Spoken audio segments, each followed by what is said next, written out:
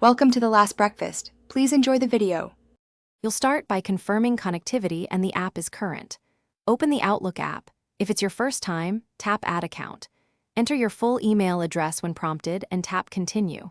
Once done, the app detects your domain and shows sign-in options. Choose work or personal as appropriate.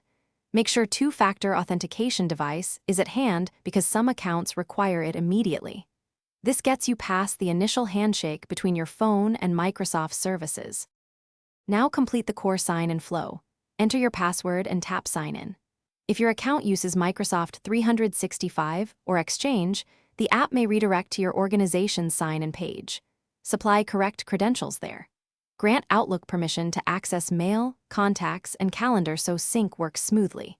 If the account enforces two-factor authentication, approve the push notification or enter the code from your authenticator or SMS. Make sure sync settings match your preference. Finish by checking that your inbox populates and new messages arrive. Pull down to refresh. Configure notification, sync range, and focused inbox and account settings so the app behaves how you want. If mail fails to sync, start troubleshooting. Verify password on a desktop, remove and re-add the account, or clear the app cache and restart the phone.